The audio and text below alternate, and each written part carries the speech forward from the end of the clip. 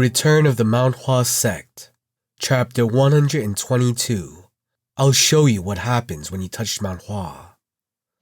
Hyunjong's eyes, as he watched the party leave through the sect, contained an undeniable sense of unease. Will they be fine? We sent Baekchun and Yunjong along with them for that reason. Isn't there anyone else we can send with them? We don't have anyone, sect leader. Hyunjong looked at Eunam. Eunam turned his head with a slightly nonchalant expression and avoided meeting Hyunjong's eyes.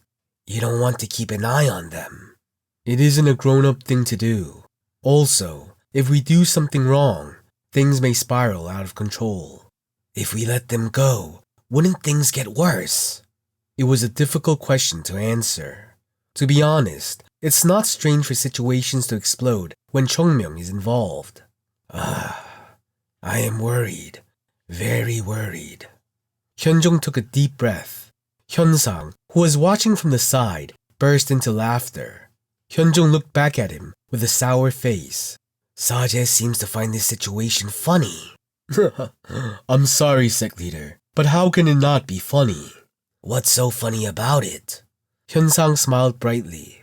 Just 2 years ago, we were worried that our disciples would be disgraced by the Jongnam sect. But now, aren't you worried that those same children are going to beat the Wudang disciples too harshly? Right. If you were to see this situation from anywhere other than Mount Hua, then people may say that the sect leader was simply making excuses out of fear for the Wudang sect after they got lucky once against the Jongnam sect. However, it was natural to believe in the young disciples after seeing what kind of training the second and third class disciples endured over the past 2 years. Trust and wait. They aren't thoughtless children. They will return after increasing Mount Hua's fame. Fame is sometimes evil. Yes, infamy is just another side of fame. Hyunjong deeply sighed as he watched his students move farther and farther away. I hope they come back safely. Hyunsang couldn't bring himself to guarantee that they wouldn't be hurt. At first, Wei Soheng thought it was reasonable. Young warrior, shouldn't we get to Nanyang as soon as possible? We don't have any problems, but your stamina seems to be a bit of an issue here. So why not try moving in a better way? As a matter of fact, Wei Soheng had to agree. First, he wasn't in his best state. From Nanyang to Hwaeom, he had to run the entire way and was exhausted. Even if that wasn't the case, Wei Soheng couldn't catch up to them. Even in his best condition, he would never be able to keep pace with Mount Hua's true disciples. However, they couldn't possibly carry him on their back, could they? It's fine. I'll take care of it, don't worry. Until then, they seemed reliable. When they got 2 horses in a cart, as soon as they reached Hwaeom, Wei Soheng began to feel guilty about judging others based on a shallow understanding of their personality.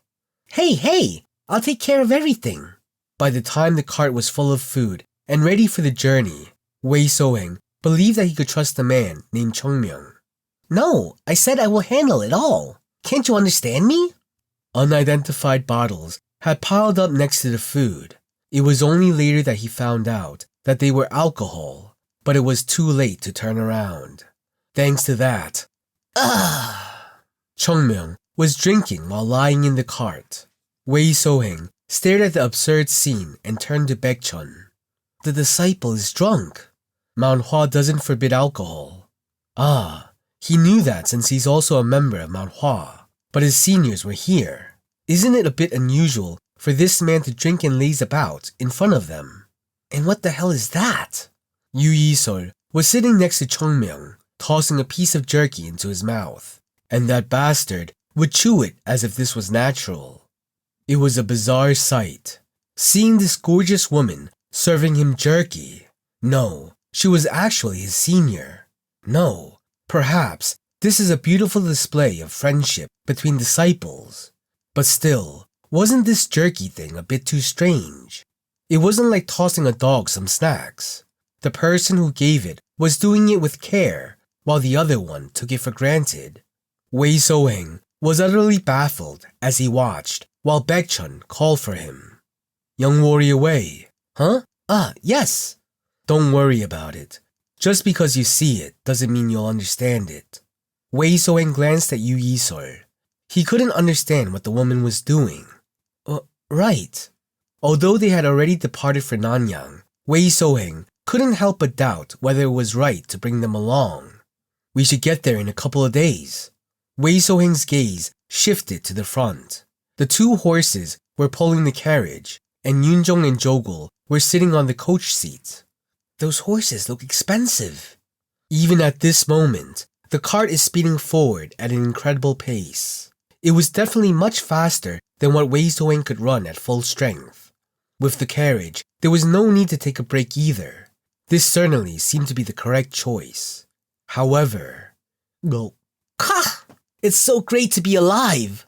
Wei Soheng felt his stomach twisting as he watched his disciple gulping down alcohol.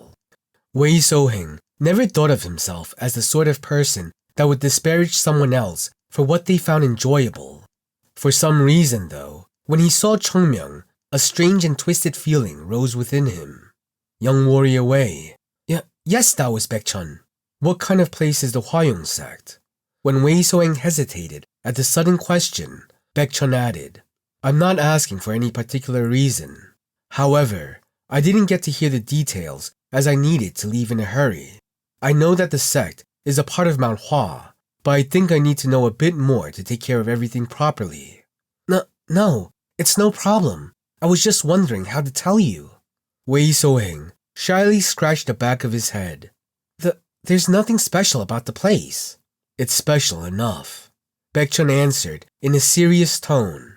Until recently, Mount Hua's name had no meaning. Nevertheless, the Hua Sect has proudly declared itself to be a subsect of Mount Hua. Even if we searched the whole world, there would never be another place like the Hua Sect. Even Chongmyung, who was lying down, turned his gaze towards Wei Soheng. I didn't do it with some great sense of duty. It's just that my father was very proud to be a disciple of Mount Hua. Wei Soheng's face wasn't very bright when he spoke. He must have suffered a lot. Chongmyung, who was lying down, lightly clicked his tongue as he listened. Wei Soheng must have wanted to give up on Mount Hua countless times. Such is the way of the world. Students learn martial arts, but nobody wants to learn fading techniques from a dying sect. Those who knew about Mount Hua would not want to learn because they knew how far they had fallen, while those who didn't know had no reason to choose such an obscure sect. I can't even tell you how much my father loved hearing about the last Jungnam conference. Even though he never drinks, he downed 2 entire bottles of alcohol and started talking about how Mount Hua is beginning to spread its wings again. Baekchun quietly nodded his head. You said your father was proud to be a disciple of Mount Hua. Yes, to be precise, it was my great-grandfather who was the disciple of Mount Hua, not my father.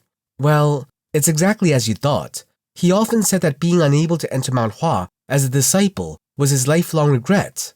Baekchun nodded his head. Anyway, my father is very proud to manage the Hua Sect. Besides, I was lucky enough to live without ever having to starve. If only those Path's Edge bastards hadn't shown up. Didn't you say that the sect leader was defeated in a fight? Yes, but, frankly, it's strange. Strange? Wei Soheng nodded his head. Father has never neglected his training. It's a bit strange for me to say, but there's no way he would be defeated by young disciples. It was natural. Those who learn martial arts grow stronger over time. Ordinary people grow weaker and weaker with age, but warriors have no choice but to gradually become stronger by steadily developing their bodies and refining their ki. Therefore, in the Mudim, the elders are strong. But the leader of the training center was too young. I can't understand why my father lost to that young man. Baekchun frowned. There's more than just 1 or 2 things that seem out of place. At first, he thought it was a simple argument between 2 subsects, but now that he heard more about it, there are a couple of things that seem strange. Whatever it was enough for the sect leader to call him separately and give some advice. Wei Soheng glanced at Baekchun and then spoke. Actually, I should apologize. For what? My father did tell me to ask for help from Mount Hua, but I honestly didn't think Mount Hua would be willing. Oh, Baekchun nodded. It isn't easy to handle the Wudang sect. That's why we're so desperate. But to help us out so quickly. Wei Soheng paused for a moment, as if he choked on his words. Baekchun waited silently until he spoke. Covering his mouth, Wei Soheng started speaking with an emotional voice. I think I can understand why my father liked manhwa. No matter what the outcome is, I will live my life feeling grateful for it. A heartwarming declaration. Unfortunately, there was a person in this cart who had a disease that made him feel goosebumps when he had to listen to such flowery words. Whatever the outcome? Chongmyung raised himself up with shining eyes. Yu Yisol pressed her finger against his head and his rising body began to lay down again. However, his words continued. Whatever the outcome, there's only going to be one outcome.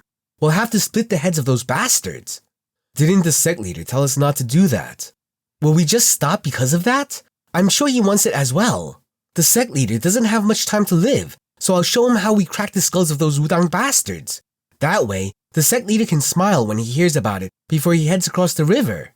How can you talk about respecting the sect leader at the same time you're cursing him? It felt wrong just listening to Chongmyung speak.